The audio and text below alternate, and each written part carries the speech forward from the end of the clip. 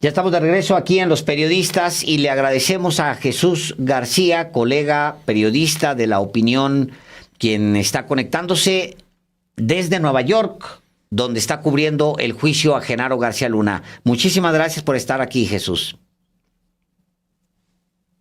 Nuevamente, Alejandro, un gusto. Muchas gracias, Jesús. Hoy fue una audiencia, un día intenso también, nada grato para Genaro García Luna, mano derecha de Felipe Calderón, porque hoy se rindieron testimonios que se entrelazan también con los que hubo ayer, antier y la semana pasada, Jesús.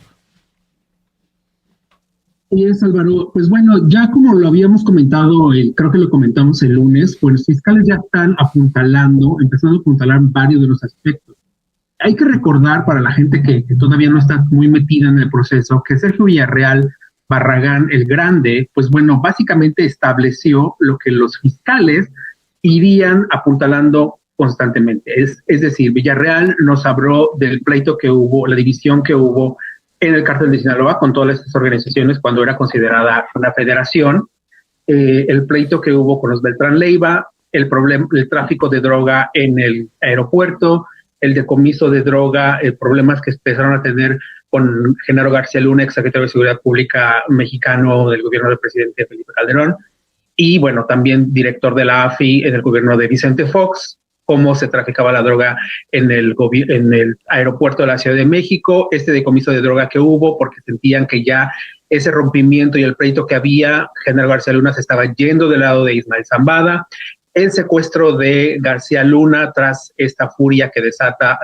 y que hoy, digamos, de viva voz de uno de los cooperantes, escuchó, digamos, esa furia que él vio, lo vio de frente y supo que Arturo Beltrán Leiva estaba muy molesto con García Luna por lo que estaba ocurriendo. Entonces, todos estos elementos que eran como por separado empiezan a juntarse y los fiscales todavía les falta entrelazar y digamos, amarrar perfectamente. Estamos en la segunda semana, fue el 9º día, todavía falta muchísimo por ver. El día de hoy me parece que importante destacar que este personaje que escuchamos, que es un narcotraficante colombiano, Harold Mauricio Póveda Ortega, alias El Conejo, que bueno, consideraba a Arturo Beltrán Leiva como su tío y decía que era una relación que tenía con él prácticamente de padre e hijo. Hoy habló de cómo abundó un poquito más sobre el rompimiento que tuvieron los Beltrán Leiva con el grupo del Chapo y de Ismael Mayo Zambada y toda esta guerra, y habló más sobre el secuestro básicamente de Beltrán Leiva. Él no estuvo en el secuestro de García Luna, perdónenme. Él no estuvo en el secuestro. Él, de hecho, hay una parte que me parece interesante. Decía, yo ni siquiera sabía quién era García Luna. A mí me pedían dinero para cooperar para cosas, pero pues yo hablaba con Arturo Beltrán Leiva, yo veía lo de la droga, hacía las conexiones con Colombia, ellos compraban la droga y yo les ayudaba para que pudiéramos transportarla correctamente, con lanchas, había muchas formas de hacerlo. Pero entonces viene este rompimiento, cuando a él intentan detenerlo en el Desierto de los Leones, en esta casa que incluso publiqué un video en Twitter, que se publicó en México y que se utilizó hoy como parte de la prueba del periódico El Universal, que está ahí. Es un video que transmitieron en la corte, parte del video, para mostrar justamente al jurado cómo es que vivía este personaje conocido como El Conejo. Entonces, cuando él era gente de Arturo Beltrán Leiva, entonces cuando intentan detenerlo, él va con Beltrán Leiva y pues bueno, ahí ya es parte de esta furia del que él habla, ¿no? Entonces, dice que después de unos días se fue a casa, una de las casas que tenía Beltrán Leiva en Cuernavaca, en Morelos, para verlo, y bueno, ahí estaba ya justamente furioso y hablándole de que iban pues a secuestrar a García Luna. En ese momento lo escuchó y que lo vio más furioso de lo que regularmente lo veía, y a mí me gustaría como citar sin decir las groserías que decía, pero yo creo que es importante porque es muy fuerte. Sí. Dice, llegué a una de las casas de Arturo, estaba enojado, no lo normal que yo lo conocía. Llegó el tema que iban a levantar a secuestrar al señor Genaro García Luna. Narró, eso fue lo que dijo El Conejo como parte de este cuestionamiento que se le estaba haciendo. La asistente de la fiscal, que a mí me gusta mucho cómo trabaja ella, Erin Reed, lo estaba cuestionando. Y luego dice, llegué, estaba muy enojado, y luego me dijo en ese momento que acaban de levantar al hijo de su tal por cual, de García Luna, que lo iban a matar y que iba a mandar la cabeza para que vieran que con él no se jugaba. Es decir, ya el rompimiento en ese momento ya era evidente, y lo que dice el Conejo es que trató de convencer, bueno, más bien, sí lo convenció, a Beltrán Leiva a decir, es muy chistoso porque le dice, ¿quién es García Luna? Le preguntó, ¿y quién es García Luna? Dice, es el jefe de la Policía Federal y es el que nos protege y es el que está causando todo el problema que tenemos con Ismael, con el Chapo y con el Rey Zambada, porque pues, nos está protegiendo y nos está afectando a nosotros. Entonces le dice, bueno, pues si lo matas te vas a generar un problema enorme, nos vas a echar a todo el gobierno y nos va a ir peor. Entonces, pues mejor cálmate, habla con él, pon las cartas sobre la mesa, pues a ver qué sucede. Dice que medio lo calmó esa vez y después finalmente él se fue, aunque veía muy, muy preocupado a Beltrán Leiva. Sabemos que, bueno, finalmente y según los otros testimonios, lo liberó, pero no sirvió de nada finalmente este levantón porque García Luna ya estaba, según la narrativa que estamos viendo, del lado de Ismael, el Mayo Zambada y del Chapo Guzmán. Y mientras tanto, los Beltrán Leiva estaban con los Zetas y se desató esta brutal guerra de la que ya hemos hablado en México y que no ha parado desde entonces, porque yo lo repito una y otra vez, si se demuestra como todo esto que se está viendo, si se demuestra como lo están planteando los fiscales, hay que reconocer seriamente que durante los gobiernos de Vicente Fox y Felipe Calderón dejaron crecer el crimen organizado a un nivel prácticamente incontrolable, que no hubo grandes cambios durante el gobierno de Enrique Peña Nieto porque no hubo grandes modificaciones en el planteamiento de cómo trabajar el crimen organizado y que al final ahora, por más que se intente detenerlo, es realmente es triste decirlo de esta forma y lo vemos los periodistas, yo lo platico con periodistas estadounidenses, es que ¿cómo detienes eso? Realmente ya ¿cómo detienes eso? Jesús, hay formas se pueden hacer cosas. Es justamente... Esto es lo que nos debería llevar la reflexión como parte de este proceso. Si quieren ahí me van preguntando por qué. Claro. Hay muchas preguntas.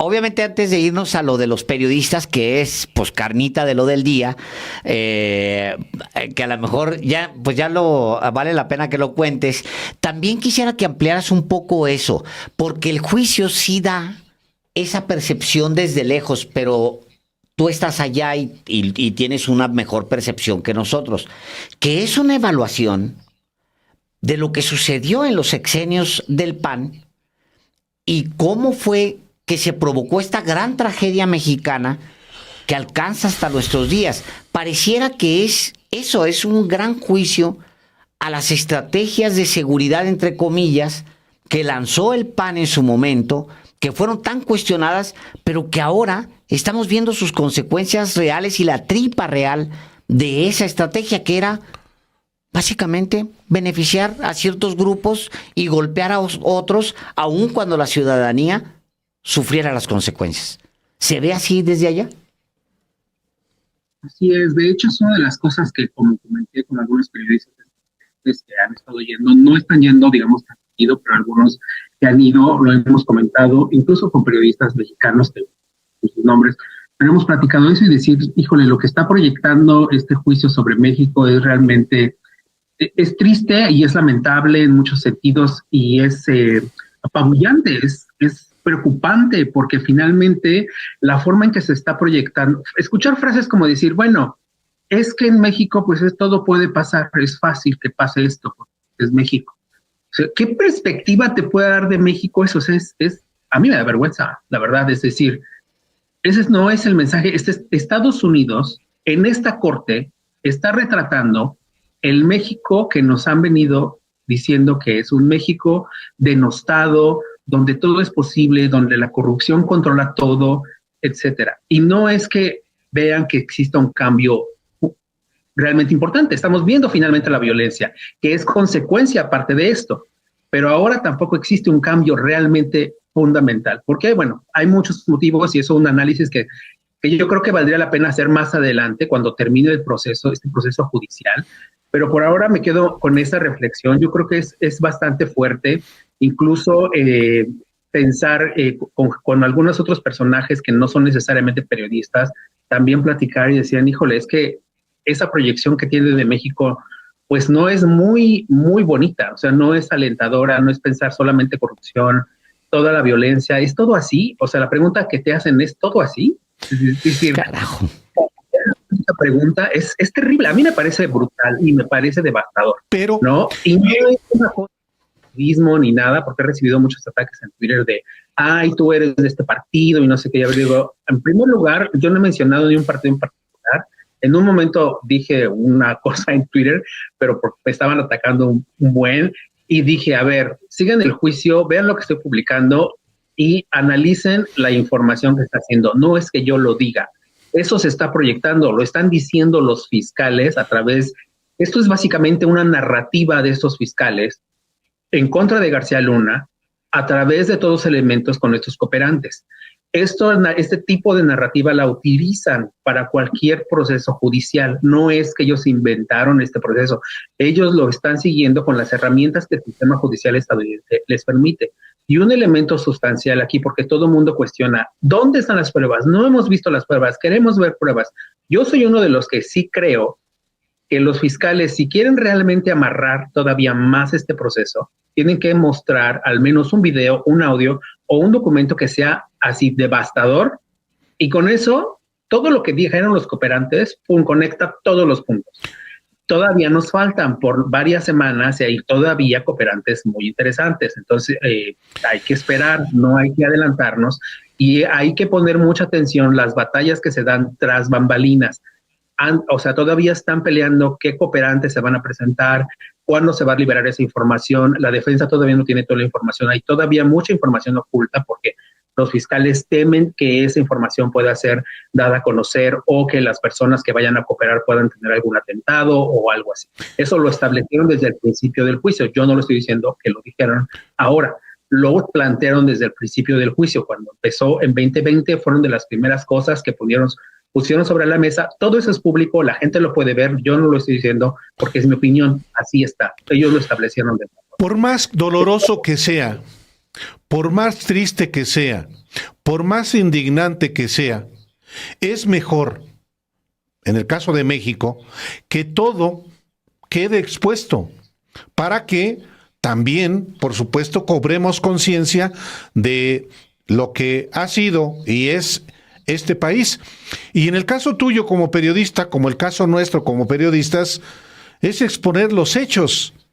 Y los hechos, justamente, tú los has estado exponiendo a través de las diversas plataformas que tú tienes, como el diario La Opinión de Los Ángeles, tu cuenta de Twitter, y aquí, y te lo agradecemos mucho, en Los Periodistas, hechos de lo que está ocurriendo allá en la Corte, y hoy también, pues, con el testimonio de estos dos personajes, y en particular lo que también nos concierne, que periodistas estuvieron al servicio también de grupos criminales con un propósito criminal. Exactamente, ayer esta revelación que hizo, a mí bueno, no solo a mí, todos los periodistas ahí que estábamos ahí, pues nos volteamos a ver de quién es el periodista del que está hablando, ¿no? Este periodista, pues que lo calificamos como narcoperiodista, que señaló que cuando detuvieron al rey Zambada, se le llamó a esa persona, particularmente ese periodista, para decirle, oye, tienes que liberar esta información y encárgate de informar a otros medios, a otros de tus compañeros, para dar a conocer esta información. No porque la detención del rey Zambada fuera mala, sino porque el motivo en realidad era parte de la guerra que tenía el narcotráfico, porque hay que recordar, y eso lo narró también Villarreal y también lo volvió a repetir Israel Ávila y también lo volvió a repetir hoy el Conejo, el rey Zambada fue detenido, digamos, en un operativo combinado entre policías, falsos policías, que eran narcotraficantes, verdaderos policías del Asiedo, y que fueron entregados a la policía mexicana, a la policía de la Ciudad de México, y que antes de eso le tomaban fotografías para justamente evitar también que fuera este personaje fuera cambiado en el último momento y no se diera a conocer. Entonces dice, llamamos a este periodista y este periodista que trabaja con el narco, pues nos ayudó a difundir la información. Pero hoy, por ejemplo, el Conejo dice, pues bueno, a mí Arturo Beltrán Leiva me pidió miles de dólares, ahorita estoy tratando de buscar la cifra exacta, que dijo entre 300,000. Y vale mucho la pena que nos la pases exacta, Jesús, tal cual. De dólares justamente para pagarle, y dijo ya, no, dijo medios, o sea, ya a mí eso digo, bueno, a ver, momento, paremos esto porque ya es demasiado. Medios, es decir, ¿de qué estamos hablando? ¿Qué está pasando?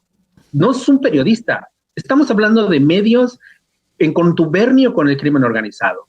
Es decir, no queremos darnos cuenta en México, o sea, ¿qué está pasando? Es momento de despertar. Y yo creo que este juicio nos ayuda como mexicanos también a decir, establecer, no más, que no pase más. O sea, sí se tiene que buscar eso. No sé, me gustaría que hicieran un comentario mientras preciso esta... Mientras encuentras la frase, porque sí vale mucho la pena. Hay que recordar que ayer justamente sale simplemente el dato. Un periodista fue contactado por los Beltrán Leiva o por el cártel de los Beltrán Leiva. Se le dio información, una exclusiva sobre la exclusiva. Que tenía un propósito, que difundiera la exclusiva. Que la entregara a otros y entre varios medios difundieran que había sido detenido el Rey Zambada. Y que no lo fueran a cambiar. Pues simplemente porque lo habían atrapado, el otro bando criminal lo estaban entregando a la autoridad y no querían que esa autoridad pusiera a otro personaje y lo lograra intercambiar. Pero el día de hoy lo que nos cuenta Jesús es que el nuevo testigo declarante dice que Arturo Beltrán Leiva, el Barbas, quien secuestra, que era el patrón básicamente de Genaro García Luna, de acuerdo con los testimonios, le pide a su socio, le pide dinero, dólares, miles de dólares, para pagar algo más que un periodista. Efectivamente. Medios mexicanos. Esto sucede después de que, perdona, ya te interrumpí ahí. No, adelante. Alejandro, porque justo lo que estás diciendo, o sea, está narrando el Conejo cuando él, después de toda esta furia que se desata porque querían detenerlo en el desierto de los Leones, cuando estaban en una fiesta, él tiene una forma muy peculiar de narrar las cosas, además, como que es un tipo que raya en lo romántico y que, bueno, ya tuvimos una discusión ahí como de realmente qué tipo de personaje es, pero eso es otra cosa que le dejaremos a la gente que sabe cosas de psicología. Pero, ¿en inglés o en español, Jesús? ¿Está narrando en inglés o en español? En español y hay traducción. Ok. Entonces, para darnos las dos versiones, cómo se da. Aparte es bueno porque tú sabes que ahí podemos darnos cuenta los periodistas que somos bilingües, qué es lo que está pasando, si realmente lo que están traduciendo al inglés corresponde a lo que están traduciendo. Pero en serio, no, de hecho los traductores, mis respetos, están haciendo un trabajo maravilloso, o sea, porque sí realmente son fidedignos en la forma en que están hablando, con el slang que ellos están utilizando también. O sea, eso es muy interesante. Y si tienen dudas, les preguntan, ¿no? Por ejemplo, hoy este cuate, el Conejo, estaba hablando de su gato blanco que se llamaba Perico.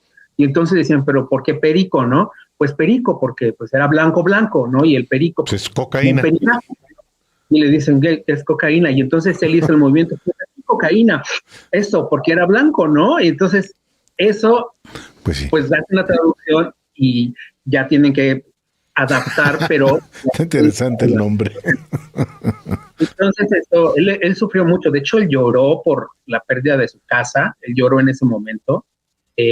Estaba muy sensible porque vio su casa, pasó en el video y estaba llorando, ¿no? Entonces, fue un momento ahí que dio. Pero cuando después de eso, le pegó mucho que quisieran detenerlo, porque decía él, pues, yo no portaba armas, o sea, Obviamente es este personaje que era el enlace entre líderes de cárteles para comprar droga, intermediario, tiene sus delitos y todo, pero él decía, pues yo no portaba armas, a mí nunca me han gustado las armas y pues yo me hacía hablado con eso, a mí no me interesa. El tema es que este cuate dice que después de que detienen al rey Zambada, Arturo le llama, dice, Arturo me llama y me dice que le haga llegar de manera urgente $300,000 en ese momento, porque tenía que pagar a varios medios de comunicación para que difundieran la noticia de la detención del rey Zambada para evitar que lo cambiaran y lo dejaran libre. Eso es preocupante, por donde quieras que lo vean, donde quiera que lo vean, Pero, es triste. ¿sabes qué, Jesús? Al mismo tiempo de que es obviamente preocupante, es muy saludable. Qué bueno que se sepa, qué bueno que se ventile. Y lo más importante es que salga. se sepa qué medios y qué periodista. Ojalá, y ahí es donde nos puedes explicar, porque la fiscalía, los fiscales, más bien la defensa, no les pregunta, o cómo está el tema de que no sabemos el nombre, ¿por qué no sabemos los nombres? Yo creo que los fiscales están reservados, porque se había hablado que hay un periodista que quieren mencionar, pero tenemos dos teorías, quienes estamos cubriendo el proceso y como hemos visto otros procesos, que están reservándose parte de esa información, porque hay muchos datos que un testigo te puede dar. Y entonces lo sirve mucho para el proceso, porque más adelante los fiscales utilizan justamente eso que dijeron para introducir a otro testigo o alguna prueba, ¿no? Entonces dejan el elemento porque ya se abrió en corte. Por ejemplo, ahorita ya han mencionado nombres que sabemos, estamos casi seguros que tienen que ir porque son los que realmente apuntalan más en la narrativa que trae la fiscalía. Entonces creemos que más adelante podría revelarse el nombre de este periodista. No sabemos si es hombre o mujer o no sabemos, ¿no? El tema es que está ahí. Dijo Israel Ávila dijo un periodista, o sea, lo dijo en masculino, no dijo una periodista. Dijo un periodista que trabajaba con nosotros. Y por la descripción que dio, no era cualquier periodista. ¿Por qué? Alguien de arriba. Porque era un periodista que tenía la capacidad de convocar a otros o de llamarles a otros. Un directivo, digamos. No sé si directivo, a lo mejor alguien que tenga una proyección muy grande en los medios y entonces puede hacerlo. Pero eso es parte de la suposición que tenemos. Hoy pensábamos que la defensa lo iba a abrir, pero también esta es la otra teoría.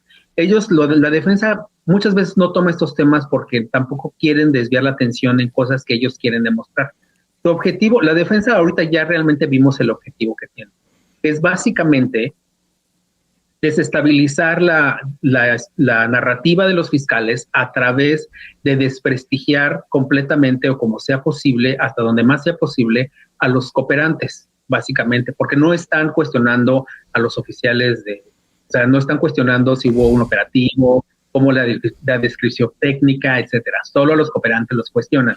Y entonces tratan como de ponerlos al piso, pero hasta el momento realmente no ha logrado. El más complicado fue con Tirso, pero no ha habido realmente como hoy, por ejemplo, por ahí leí que había logrado la contradicción de Israel Ávila en algunas cosas de las que dijo ayer sobre si sabía o no que García Luna había sido secuestrado, o si estaba o no en la nómina de los cárteles, porque él no vio el nombre, ¿no? Una de las preguntas obvias del día de hoy era esa. ¿Usted vio el nombre de García Luna?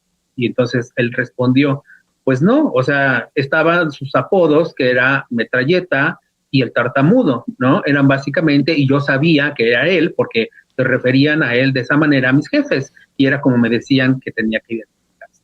Y lo otro, hizo como precisión, dice, yo nunca dije necesariamente, porque el de la defensa le decía, usted dijo ayer que sabía que su compadre Ricardo Camacho había secuestrado a García Luna. Dice, yo dije que a su gente, o sea, él me dijo que a su gente, pero yo entendí y para mí impliqué que lo habían secuestrado también a él. Entonces hubo ese como trastabilleo que después los fiscales atajaron en ese sentido. Pero lo más interesante del día de hoy, y yo creo que debemos irnos también con esa reflexión, ¿cuáles son las objeciones que están haciendo y en qué objeciones están haciendo los fiscales y qué objeciones está haciendo la defensa? La defensa está cuidando que no se repita más en el tribunal que García Luna tenía los nexos directos con el narcotráfico, ni que se abran más como sospechas sobre ese tipo de cosas, porque objeta de no hables, o sea, usted sabe, ¿cómo sabía usted que García Luna era parte del grupo de la organización criminal? Objeción. O sea, es decir, ok, el juez le dice a los fiscales, replanteen la pregunta, ¿no? Entonces tienen que replantear la pregunta y a veces los fiscales solo lanzan la pregunta y ya no repiten y prefieren cambiar de tema. Y los fiscales lo que están protegiendo mucho es cómo cierta información que pueda ser sensible que a lo mejor más adelante utilizan. Hoy, por ejemplo, pasó algo muy interesante justamente con Israel. Entonces le pregunta el abogado defensor, Florian Middel, que a mí me gusta mucho cómo trabaja, pero hoy realmente me decepcionó un poco, como que no agarró el ritmo que había agarrado en otro contrainterrogatorio, como que no le agarró el punch. No sé si no conocía mucho el tema o algo, no sé si se sentía tan cómodo. El tema es que le dice, oiga, usted había dicho tal cosa durante sus declaraciones con fiscales y alguien en una reunión de este año, de 2020, usted dijo esto, ¿no? Y aquí está. Y entonces, ¿es eso lo que usted dijo? Dice, bueno, no, eso es un resumen de lo que yo dije, no es exactamente lo que yo dije. Dice, bueno, pero ahí no dice que usted señaló que García Luna, bla, bla, bla, había sido. Total, pasa eso, hay una objeción por supuesto de los fiscales, y después cuando le toca a los fiscales hacer una réplica del cuestionamiento, le dice la fiscal, le mostró la defensa tal documento, pero yo le voy a mostrar otro documento donde viene exactamente lo que usted. Objeción, dijo la defensa. Y entonces detienen esa parte y ya no sabemos exactamente qué le iba a mostrar ni qué iba a pasar. Entonces ese tipo de cosas dejan elementos que nosotros no podemos conocer porque solamente podemos, híjole, como si ya estás todo cubriendo todo el proceso, medio tienes idea, pero no puedes confirmar cosas, claro, ¿no? Pero las objeciones, como van llegando, nos van dando una idea hacia dónde se va a ir moviendo cada uno. Yo creo que la defensa está evidentemente empujando, todavía sienten que tienen esta oportunidad, evidentemente, de avanzar y de ganar descalificando a los operantes, pero los fiscales cambiaron de estrategia, están poniendo de frente, descalificándolos él mismo. ¿Usted mató? Sí. ¿Usted torturó? Sí. ¿Usted portaba armas? Sí. ¿Usted tiene un acuerdo con la justicia? Sí. ¿Usted hizo esto? Sí. ¿Usted era prácticamente un desgraciado? Sí. Entonces le deja a la defensa nada. O sea, ¿qué le va a dejar? Porque ya todo lo dijeron los fiscales. Eso desarma mucho porque ya la narrativa, lo que está haciendo, lo que hacen los fiscales es mostrar al personaje de cuerpo entero. Es decir, este personaje sí es un criminal, un asesino, un narcotraficante, pero nos viene a decir también esto. Sí. ¿No? Entonces, hace que el jurado se enfoque en lo que va a decir, ya no hace que se desvíe. Aunque los de la defensa repite como esas partes, pero ya le cuesta más trabajo. Entonces, es interesante digamos, los elementos que no se ven tanto en la gran parafernalia de lo que están discutiendo, que es las objeciones, ver exactamente por qué el pleito tras bambalinas, cuáles son los cooperantes que no quieren que aparezcan, bajo qué condiciones, etcétera. Entonces es probable, para cerrar ese tema, que aun cuando el día de hoy no se pudo conocer el nombre de este periodista y los nombres de los medios que habrían participado, que habrían recibido miles de dólares, $300,000 de hecho, es probable que se recupere más adelante en el mismo juicio, Jesús. Lo del periodista tal vez, porque como señalé, era algo que se sabía que se iba a revelar, que algún periodista que estaba ahí como parte del proceso. Lo de los medios difícilmente, lo veo muy difícil, pero bueno, hoy que se haya dicho de esta forma y que haya salido, evidentemente vamos a escuchar muchas descalificaciones, lo dijo un criminal, le vamos a creer a este cuate, y la verdad, es un tema que hay que ver, sí, ¿no? Yo creo que hay que ver y hay que ver interesante.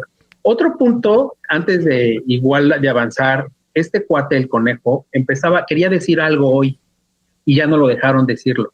Dijo, voy a decir algo hoy que no se lo he dicho ni siquiera a los fiscales. Así dijo. Pero lo pararon en seco. César de Castro lo estaba cuestionando, que es el abogado de García Luna, y César de Castro le preguntó, oye, usted hizo muchísimo dinero con los Beltrán Leiva. Sí, hice muchísimo dinero. Y usted entonces tenía muchas propiedades y etcétera, etcétera.